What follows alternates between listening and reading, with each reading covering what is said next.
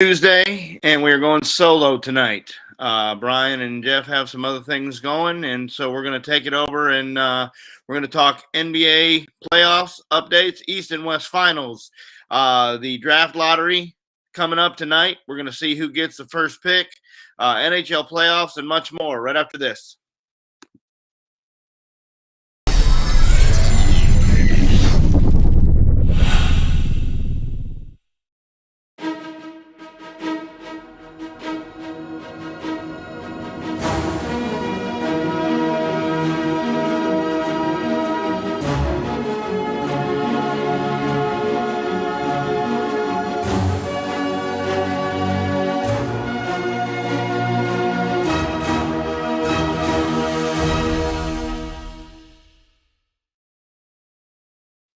Welcome. This is episode 119.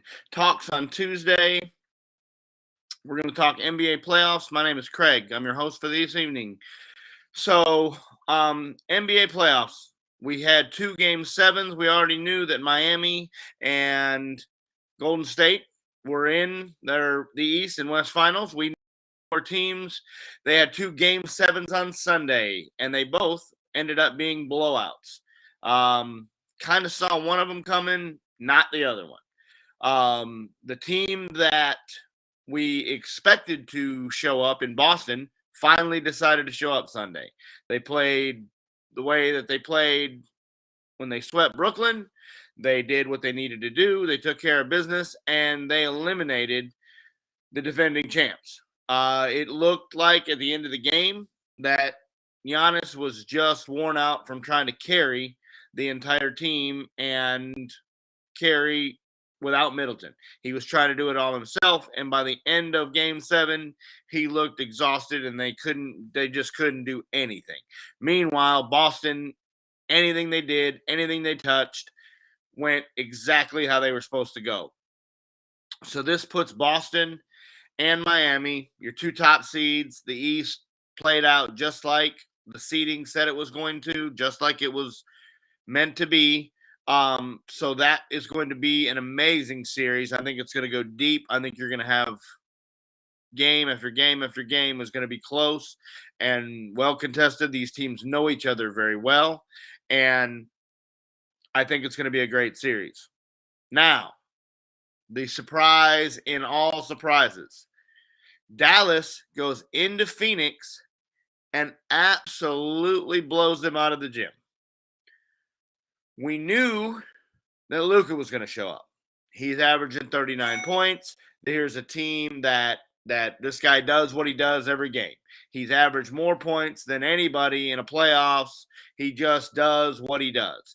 Game 7, game 1, Luka is going to be Luka, and he is going to carry any team. But we had questions on whether or not any of the role players for Dallas could show up on a game on the road. Well, I guess Spencer Dinwiddie is a fan of our show because we've been asking for 6 games where he was.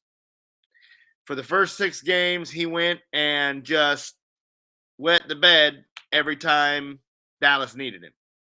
Well, Sunday he did not. Sunday he puts up 30 to go with Luka's 37, and him and Luka teaming up to have 30 points apiece in a game 7 has only happened one time, and that was in 2002. Well, 2002 was the last time it happened, and you might know the 2 guys that did it. Their name is Shaq and Kobe. So Luka and Spencer Dinwiddie combined for 67 and almost beat Phoenix single-handedly. Meanwhile, on the Phoenix side, none of the big 3 show up. Chris Paul goes into hiding. Devin Booker goes into hiding. DeAndre Ayton goes into hiding. I guess they all stayed in Dallas and didn't make the trip back to Phoenix. It was absolutely the most one-sided game I've seen in all the playoffs. I mean, that series was blowout. The home team, Phoenix, won by 30 last time they were in Phoenix. Dallas won by almost 30 when they were here. That's great, but this team in Dallas is now going to face Golden State, and I'm telling you right now that Steph Curry probably texted Devin Booker and said, "Hey, thanks, bro. Now you just made my life difficult for the next 2 weeks because I'm telling you that Golden State did not want to see Dallas. They're 3-1 against them this year. Now, granted, Dallas has never played when all three of the stars are there. Steph's been out, Clay's been out, Draymond's been out. Jordan Poole wasn't hot as the sun when they played him. So, yes, there are a possibility that the four guys from Golden State come in here and just make Dallas's life miserable. I don't see that. I see Dallas giving them fits and giving them another good series. Especially if Dallas can get the productivity out of their role players that they got in Game 7. Defensively, Kerr made some, or Jason Kidd made some amazing adjustments after game 1. Because after game 1 and 2, it looked like Dallas was just going to get run in 4. At this point, the season is a success for Dallas, no matter what happens. Golden State could sweep them out of the gym, and they're still a success. They were supposedly 2 years away. The trade, when they got rid of Porzingis, nobody knew that even remotely that this trade would do what it has done for Dallas. Dinwiddie and Luka have gelled together like they've played basketball together their whole life. It's incredible. So if you're a Dallas fan, hold on to your seats because I think this is going to get real interesting. Game 1 of the East is tonight. Boston looked extremely good. They looked like they knew what they were doing. They looked like they played the way they needed to play. Defense was locked down. Offense, they were hitting threes. They had role players, guys, just nothing but net. Ball movement. Everything was in place. But Miami is a whole lot better than what they were facing with Milwaukee being down Middleton. Miami's healthy. Bam Adebayo and all these guys are coming in. Tyler Hero. These guys will make a difference, and it will be a good series. I think this goes deep. I don't think you're going to see a bunch of blowouts. I think it's going to go 6 or 7. And if Boston plays the way they play, then they'll be fine. But Miami's not going to lay down. Miami is not going to lay down, and they are not going to go away, and it's not going to be a sweep in either direction, I don't feel. The West the same way. Golden State, they did not shoot well. They got beat by a ton without John Morant. They only won by 3 at home in Game 6. They did not want to go to Game 7. I believe that that's going to be another series. It's 2 different tales of the tape. Golden State wants to run and gun, and Dallas wants to pick and roll and slow things down. And yes, Dallas lives and dies by the three-pointer. Both teams do. But Dallas does it in a much more half-court offense, rotate the ball around, get the guy open, ball movement type deal, whereas Golden State just likes to get out and play street ball and just run and gun, and Steph likes to pull up from the logo and knock it down inside half court. I think Golden State's too powerful.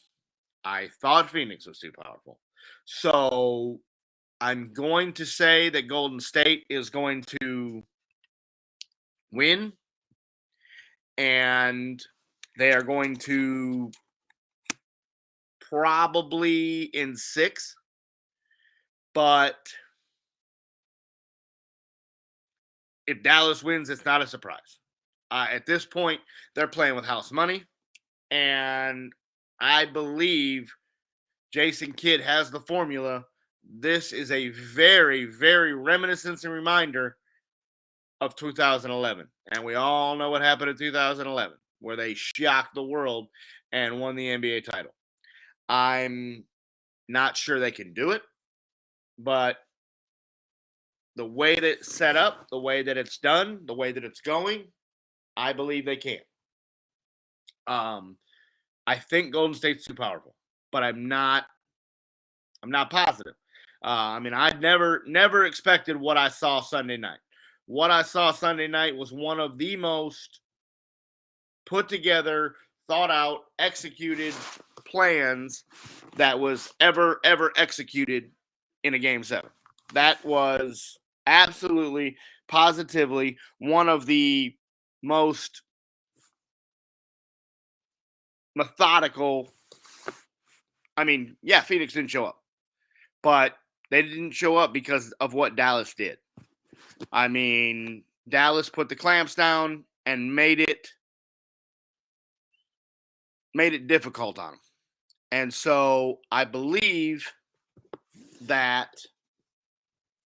it's going to be a good series. It's going to be deep. And I just think Golden State, as long as they stay healthy, does what they need to do and gets the job done. Dallas is going to be good for a long time. And if they keep Jalen Brunson and they can get Dinwiddie, who knows what happens. I think the NBA playoffs are going to be very interesting, and especially with Dallas. Dallas is playing with house money. They didn't expect to be here, and they are just rolling right now. I mean, they're playing with house money, and that is a dangerous, dangerous thing in an NBA. When you have a team that has no care and just goes out and plays for fun and has a bunch of fun, because that's exactly what it looked like Sunday. They went out there and had a blast and had a good time doing it. And so we'll see what happens. That series starts on Wednesday at 8 o'clock. Dallas fans are a little bit happier to have 8 o'clock start times instead of these 9:30 and 10 o'clock start times. So we will see what happens. Tonight is the draft lottery. We got teams that didn't make the playoffs, and we see who gets the number one pick. 3 teams in Detroit and Houston and Orlando. They've changed the way they do it. They all have the same chance, the same number of ping pong balls, or however you want to do it now, to get the number one pick. Detroit season disappointing after they had last year. They get the number one pick. They made some signings. They thought they were going to be better. Here they are again, right back to square one. So not sure if this will help them. Houston, with the getting rid of Harden, quitting on him and trading him, they automatically went into team tank. And Orlando is trying to rebuild, so they'll be okay. Some of the names that might be the number one pick, you got Chet Holmgren. He's 7 foot or 195. Not real sure that body type fits in the NBA. He's going to have to put some weight on or get pushed around. But the only thing about him is he extends the floor. He can shoot threes. He can help a team there if you like to run. But if you're looking for your down on the block guy at 7 foot, he's not your guy. He's going to get pushed around, and Giannis and all these guys will just push him around. There's no way. Paolo Banchero from Duke, another shooter. Good way to stretch the floor. Jaden Ivey and Jabari Smith are projected. You're probably your best 4. Any of those 4 could go number one, depending on who gets the pick, what guy fits best in what system. But those names right there should be the first 4 you see coming off the board when the draft comes up. I don't think any of these guys are going to be your franchise building LeBron James, Kobe Bryant teams go from 30 wins to 50 wins with just drafting this guy. But we'll see. College these days, a lot of them are running these pro style offenses and doing what they need to do. So it appears that these guys are all ready. A lot of these guys played in the tournament. A lot of these guys were successful in the tournament. Duke had a deep run. Gonzaga had a deep run. Obviously Carolina. And so these guys are from these systems that keep popping out the stars, and we will see how that goes. That starts here in about 30 minutes. It's right before tip-off of Boston and Miami. So we'll see who gets number one tonight. Okay, so now we're going to go to the NHL playoffs. We had a multitude of Game 7s in the NHL, and all of them were good. Pittsburgh, Dallas lose heartbreakers in overtime. Both of them had leads. Both of them had leads late. Sidney Crosby came back for Pittsburgh. We were questioning on whether he was even going to be able to play with the concussion symptoms. He got cleared right at the last minute. And I have to think, as heartbreaking as this is for Pittsburgh and the state of Pennsylvania and the people of Pennsylvania who wanted so badly to get Sid one more run, I just think it has to be the end. His career has been long. It's been injury ridden. The concussions we talked about before, where he's had symptoms and missed extended time. I just don't believe when he has a concussion of this magnitude and shakes the cobwebs off. He was able to play Game 7, but if you watched, he just wasn't himself. He just wasn't Sid. And I think that has to do with why Pittsburgh didn't make it. But Crosby, Malkin, these guys are getting old. These guys are getting long in the tooth. They are trying to put together another run. It just didn't work. The Rangers came back from 3-1 down. That's a team that's going to be young and is going to be around for a very long time. They've had trouble in the past getting past that deal. And it looked like this year they were going to have the same thing. They were down 3-1, backs against the wall in Game 5. Crosby gets hurt, and they're able to turn down games. They came back in every game. They were down multiple goals in 2 of the games. They were down 2 goals in 2 of the games. And so it was an impressive comeback for the New York Rangers. If you're a Ranger fan, it's absolutely exciting if you're a Rangers fan.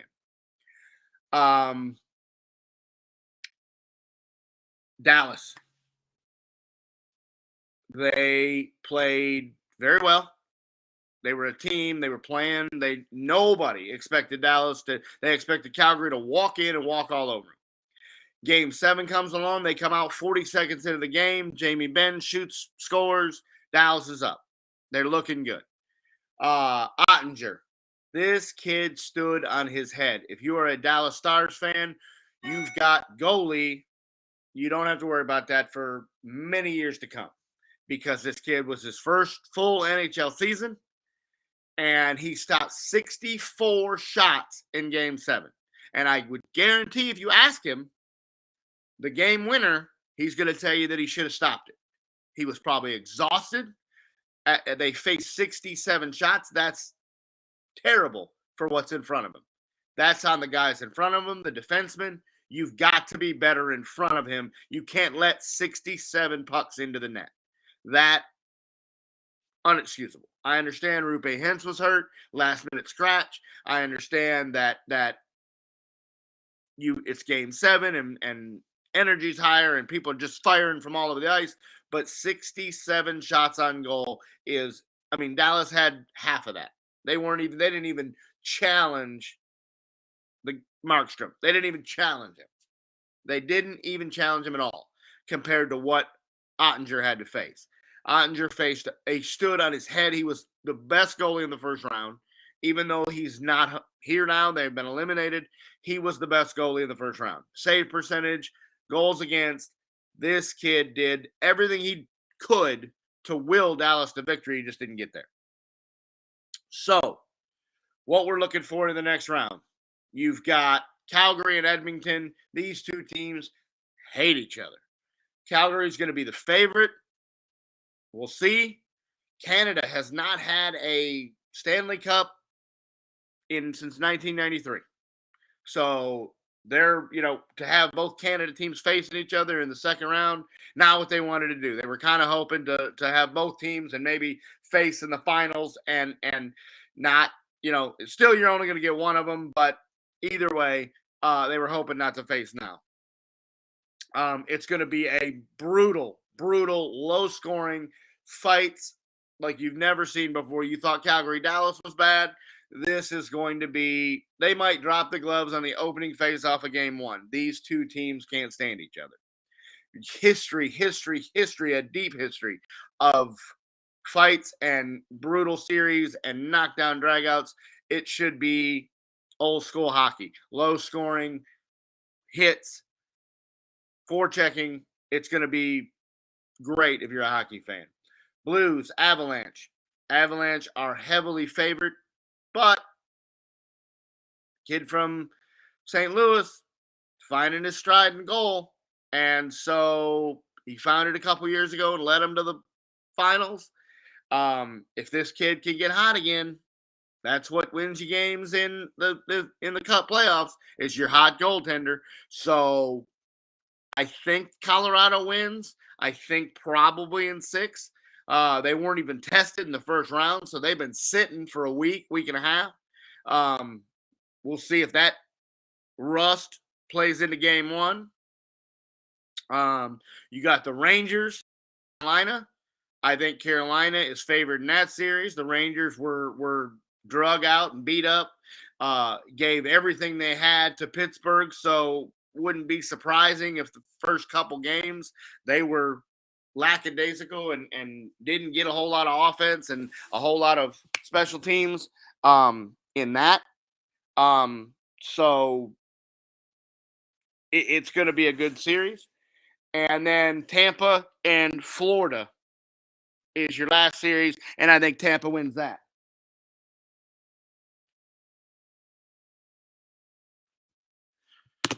Sorry, laptop came unplugged, and we had to plug it back in, or we were going to lose power here. So, okay, so those are your 4 series, I believe. Probably Tampa and Carolina win. I believe the Avalanche and Calgary probably win. That's going to be your update. We'll keep you updated as we go on. A story that just broke right before we came on is Matt Harvey, ex-pitcher for the Mets. If you remember the Dark Knight, had a very, very promising career to start out with. Since he's left New York, it hasn't been quite as promising. Right now, he's currently in Baltimore on a minor league deal. He's trying to make his way back to the major leagues. Well, that's going to be a little more difficult now because he just got suspended for 60 games for distributing oxycodone. If you remember, the Tyler Skaggs tragic end here in Arlington, where he was playing the Rangers, he was found in his hotel room, died of oxycodone and fentanyl. And so since then, MLB has really cracked down on these type of things being distributed in their locker rooms. And so Matt Harvey will now be suspended for 60 games. I'm sure Baltimore will let him go on the minor league deal. That's not, there's no money really, no cut, no roster. They don't have to worry about filling a roster spot. He'll be gone. And so the 60-game suspension will be almost the rest of this year. And then with Harvey and his age and the way he's performed, this might be the end of Matt Harvey. These things just can't happen. These drugs and being distributed through the locker rooms and stuff like that. These guys just don't know what they're doing. And then you get mixed with alcohol and partying and all the things that they've done. It's just a real bad deal. You've got young rookies that are looking up to these guys, and if they give them these things, hey man, if you're having a little ache, having a little pain, get through your next start. All these guys want to make the show, and here's Harvey down in the minor leagues, and guys are trying to do what they can to make it to the big league and to make the show and get their paycheck and get their career started. And so if Harvey's down here passing oxycodones out like they're candy, man, that's not a good thing for Major League Baseball. It's another black eye for the sport. in drugs, and you had the steroids. Now you got oxycodone and fentanyl. Things just can't happen, man. You just cannot um, allow those things to happen. So for Major League Baseball to suspend him for 60 games and make a statement here, they handled it correctly. And hopefully this sends a message that you can't be passing around oxycodone and fentanyls and illegal drugs and steroids in these locker rooms to older guys, younger guys, or anybody. These just there's no place for it in the game. It's I understand it's a long season, 162 games, bumps, bruises. You're going to get beat up, but it's just not worth trying to jumpstart your career. It's not worth dying over. And that's what these kids are doing because they don't know what they're getting, where they're getting them from. The ones that Tyler Skaggs got were black market, come to find out, and they didn't even know what he was taking. I mean, when they tested him, had no idea what he was taking. It was just a mixture of some guy in his basement putting stuff together, and it's dangerous. And for these guys to be passing them out and distributing them, and they're not doctors, they have no knowledge of what they're doing, and they don't. And the guy you're giving them to, you don't know if they're allergic to anything. You don't know what they've taken and what they haven't taken. What the oxycodone's mixing with. What are these guys doing? Are they going drinking? Are they going out? Are they going partying? What are they using it for? You just don't have any room for it in the league, and so that is Matt Harvey's probably end of his career. I would be very shocked to see him back in the major leagues, and if he does come back, I'd be very shocked for him to be any kind of like known. This guy is on our roster. This guy is more than like a long bullpen guy or something to that effect. I just don't see the ability of Harvey to recover from this. The update on the Trevor Bauer case, it starts the 23rd. The appeal does. Dodgers have gotten word, which I guess he's still part of that team. They haven't officially cut him. He's just been suspended. I kind of thought he was a free agent, but I guess they said today that Major League Baseball has told the Dodgers that this appeal, plan on it lasting several months. So if he somehow gets the appeal reduced, it's not going to be anytime this season, probably. Sounds to me like they're going to make it drag out and they're going to make it last the whole season. Trevor Bauer may have pitched his last game. He's older. He's a little long in the tooth. He's kind of been on the downslope as it was. I mean, he was pitching good for LA, but the guy's weird, man. Some of the things he gets into. He cut his hand a couple years ago. He's trying to take Cleveland to a World Series, and he cuts his hand on a drone. Like, what are we doing taking a drone apart when we're trying to pitch in the World Series? And then all these allegations of the different ladies and the things that he's doing and choking them to unconsciousness. And it's the same story from multiple women. And so if it's the same story, when you hear it over and over and over and over, and it's almost a carbon copy of it, somebody has to be telling the truth. And so the question is going to be, is MLB going to acknowledge that any of these games that he missed last year and the games he's missing now,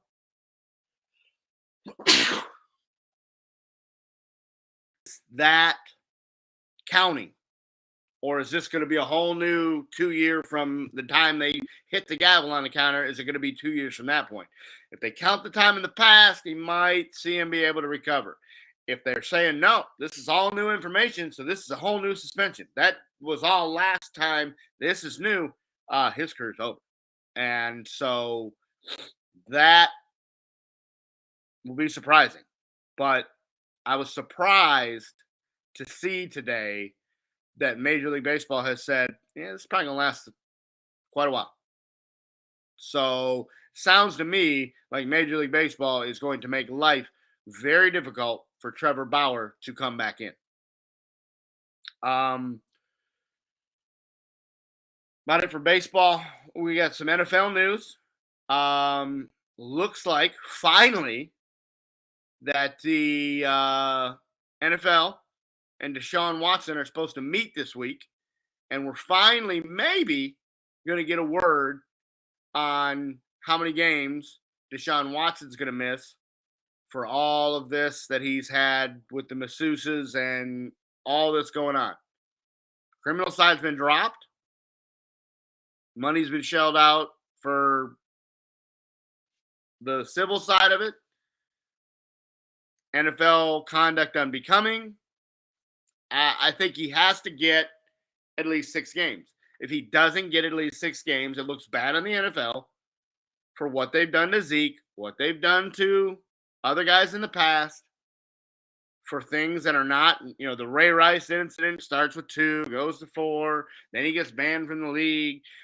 They just haven't been consistent when it's come to conduct and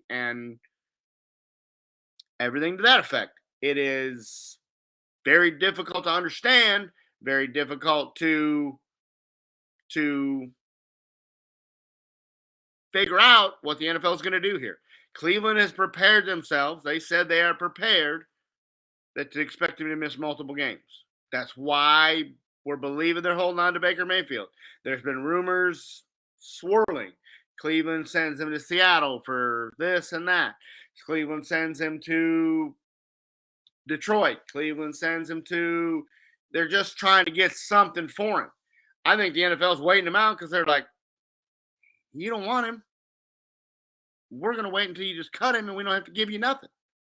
So, I don't know. If I'm Baker Mayfield, I tell Cleveland to kick rocks. Like, I'm not going to come in here and save your season and then get replaced by the guy that you went and traded for. There's no chance. Like, they have not done this kid. Here's a kid who has been the best of all these draft picks they've wasted. Granted, he hasn't been perfect. He's had some games where you're just like, what is he doing? Why is he throwing that? Why is he playing this bad? But he got a playoff win. He was close to beating Kansas City. I think he goes somewhere else and he gets a contract. I think he helps teams win. I don't think he's a Hall of Famer right now. I don't think he's going to take a team, put him on his back, and drag him to the Super Bowl. He's not Patrick Mahomes. He's not Josh Allen. He's not Russell Wilson. But he's good enough to be better than a lot of these teams have right now. He's better than what Seattle's got right now. He's better than what Philadelphia has right now. He's better than what most of these teams have. Would you put Baker up there and let a rookie, these rookies that are trying to play, if they're not ready? Pittsburgh doesn't have a quarterback with the Haskins tragedy. Now they're grasping at straws. The kid they drafted, he's no way he's going to be ready by opening day. So, if you're Pittsburgh, do you go knock on the door and see if you can get Baker to let this kid have a year to get ready? I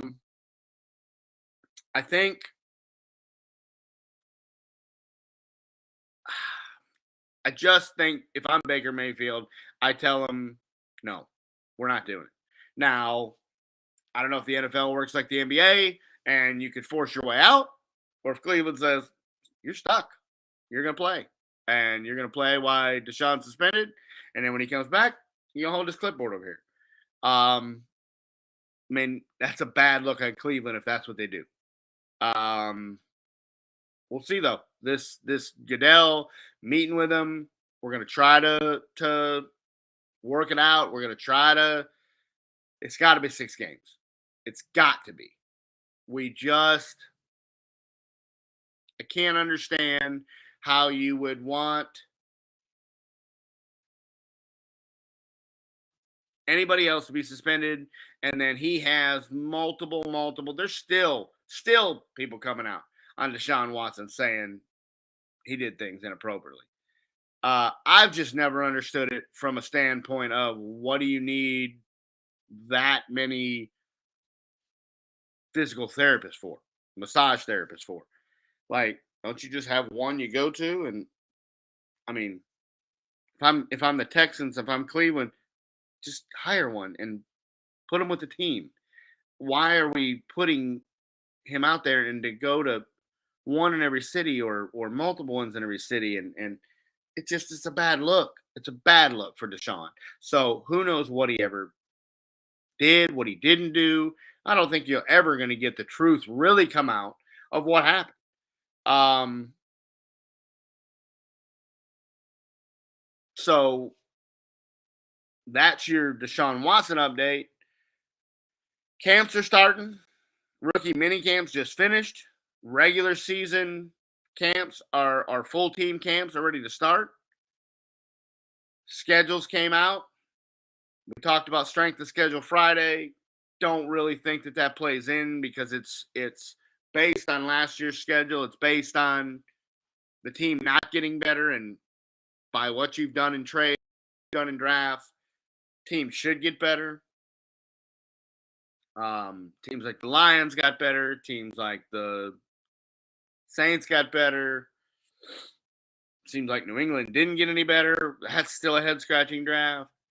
Um, but the schedules came out and they do the travel and they do the time zones and they do all this stuff. And it comes out that Pittsburgh never plays outside their time zone. They play in the Eastern time zone every game. And they travel like 10,000 miles total from Pittsburgh. It's the least in decades. Like there are teams that are traveling more going to London one way than the Pittsburgh Steelers are traveling all year. If that doesn't help you and give you an advantage, I don't know what does. So keep an eye on the Pittsburgh Steelers this year and see if maybe they don't win a couple of these games from teams being jet lagged and them having a very favorable. All time zones are the same. Distance is the least in the NFL by tons of miles. And you see on when these any given Sundays that these teams that go East Coast to West Coast and are jet lagged and they go across two different time zones and three different time zones, the Steelers aren't going to have to deal with that. They're going to be in the same time zone all the time. Short travel, lots of rest. Keep an eye on that and see if the NFL did not dramatically favor some games for the Pittsburgh Steelers. I was that made no sense to me when you have other teams traveling that far just to go to London or East Coast to West Coast. How the Steelers didn't get any of that, none of it. They don't even leave the East time zone. I mean, I understand that you're going to play those divisions and stuff like that, but that just seems like one team has that kind of schedule and the rest of them don't. Seems like a very favorable schedule. With minicamp starting, you worry about injuries. Hopefully, these teams can stay healthy. They can get through the camps, and COVID's down. Haven't heard a lot in the NFL of protocols and safety protocols, and it's running through baseball a little bit. Haven't really heard in the NBA. I mean, Steve Kerr missed 3 games of the last couple games of the Golden State series. He's now been reinstated, so there's that. But you just really haven't heard a lot of the COVID outbreaks and then the travel and the last minute travel and so hopefully we're getting to that. But we'll see. Okay. So we talked about on Friday, we talked about the Brittany Griner story. She was detained for the THC cartridges that were in the vape. There's debate on whether they're hers. There's debate on whether they're put in their bag. Debate on how big of a star Brittany Griner really is.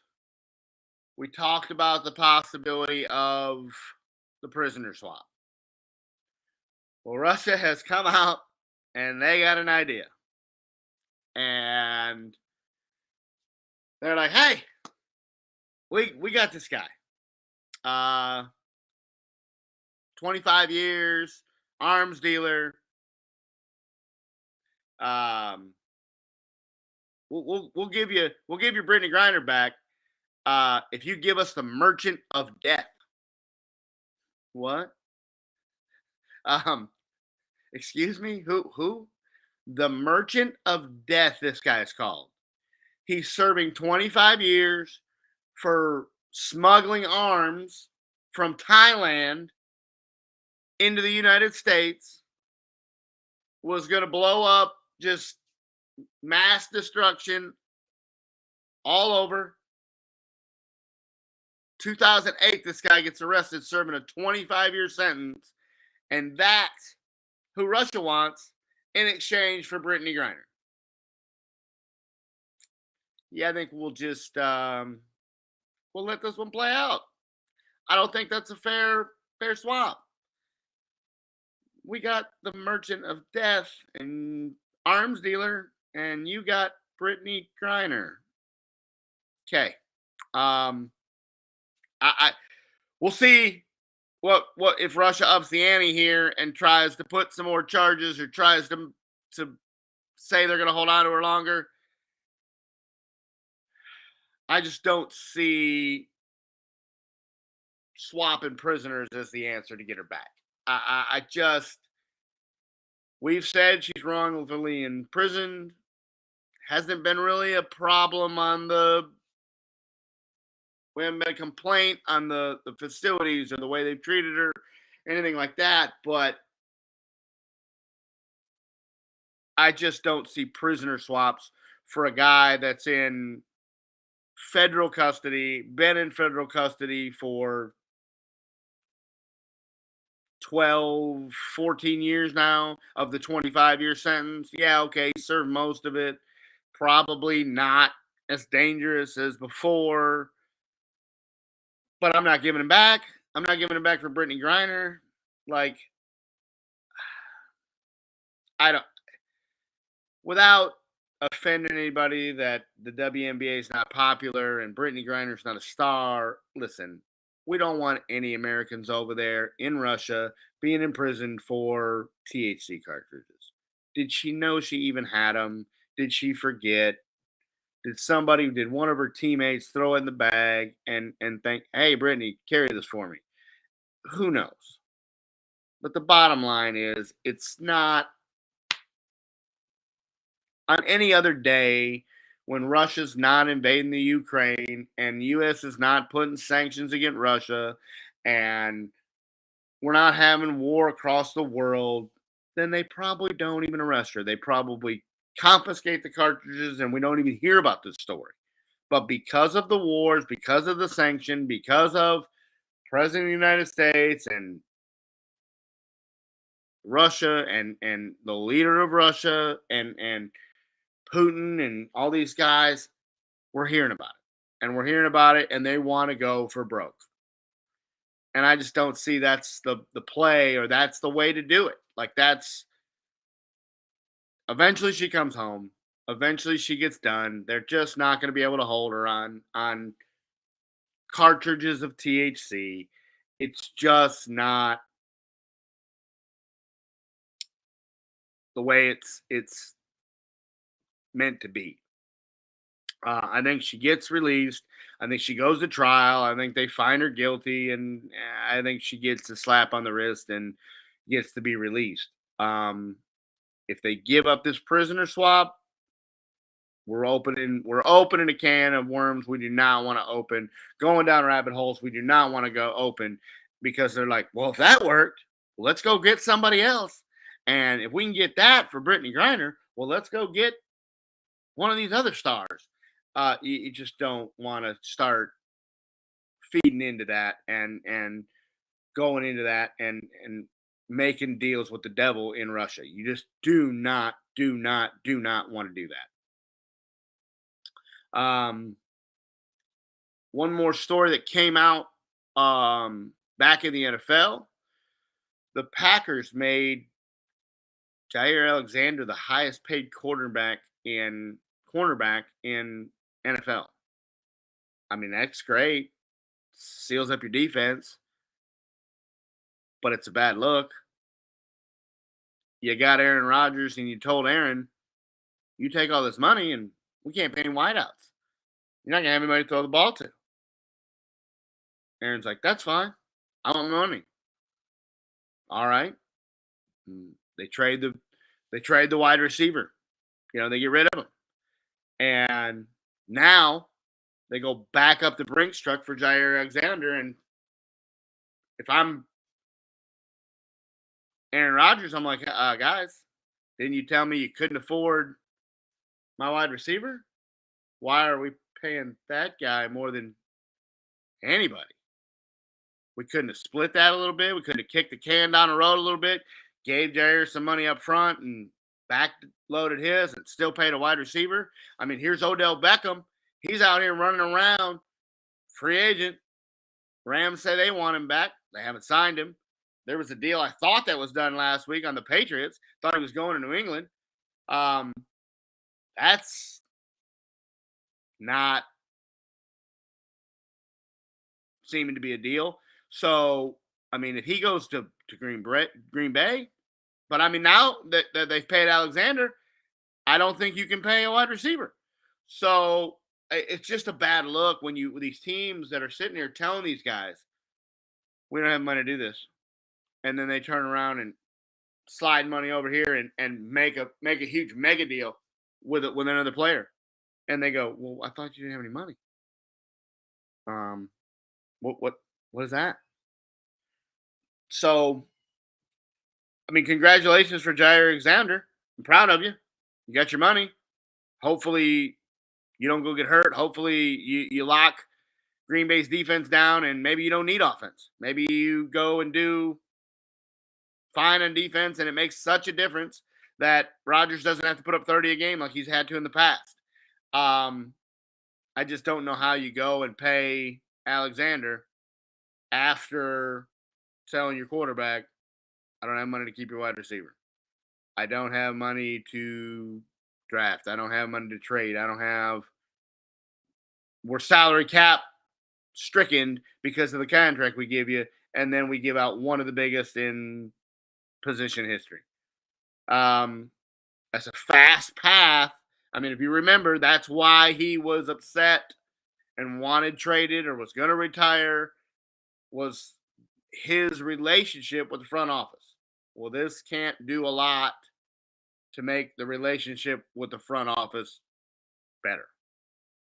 Just to me, that doesn't make the relationship with your quarterback any better when you tell them can't pay them and then we pay the cornerback.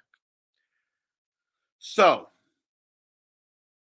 there was one more story that came out this morning on the ex-NBA player Rajon Rondo. Guess the wife has filed domestic charges against him. Seems like, according to her story, that this has gone on for a lengthy amount of time. He's been verbally and physically and emotionally abusive to her and the kids. I guess the affidavit that she provided, the statement she provided to law enforcement was he was in there playing video games with the kids, and she comes in and says, hey, can we fold some laundry? And he just explodes like a rocket ship, yanks the PlayStation, Xbox, Nintendo out of the wall, slings it across the room, and starts just going bonkers and telling her what he thinks of her and what he thinks of folding the laundry and the kids, and they're upset, and she's trying to get him to calm down. What ends up after the verbal altercation, he goes outside and gets his gun out of his car, and he's holding his gun and pointed at her saying, go get the kids and bring them out here. And she felt that if she didn't, no telling where this situation was going to go. So She goes and gets the kids, and the kids are upset, and she's upset. Finally, somehow, some way, she's able to de-escalate the situation where he puts the gun away. Cops are called, and now Rajon Rondo is facing who knows what. In I mean, these are stories that are just happening way, way too often. NBA, NFL, MLB, like I just don't get what is causing these guys to go on these tears and to just absolutely break down like this. And this has been a problem with Rondo. I mean, he's been a hothead his whole career. He was in Boston. He just they said he was a ticking time bomb. I mean, now Boston used that to their advantage for him to get in these people's heads and talk and everything like that. Um, it's just these guys have got to figure this out. The NFL, the NBA, we've got to get these guys the mental health challenge that athletes have faced these days has become a story. It's almost every time you open the computer, every time you turn on the TV, you hearing something of mental health and mental stability and mental breakdowns that these guys are having. So we'll see where this goes. I mean, obviously his career's over, but he was into some analysis work. He was into trying to get back maybe into coaching. All that's gone. All that's gone now, and you might face some jail time. You might lose your kids. It's just one thing after another. All right, so that's going to be your headlines for today. We have a lot of things coming. We have Friday's show coming. Definitely going to be Jeff and Brian. We'll see if I join them as a 3 that we had Friday. It worked out pretty well. We covered a lot of information with the 3 of us. Maybe something we're going to get into here in the future.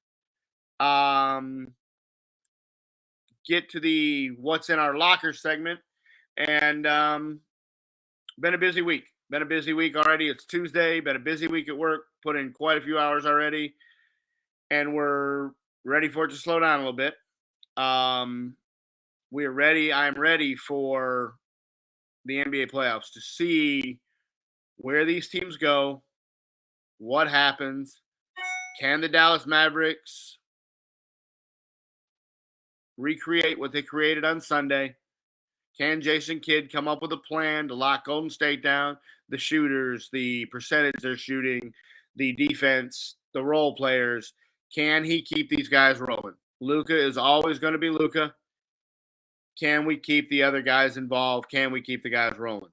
Can Golden State get out and shoot the lights out like they've been doing? Can Boston, are they going to show up? Miami has been slow and steady, has won the race. Spoelstra has had them locked and loaded and the 1 seed, and they are ready to make another run.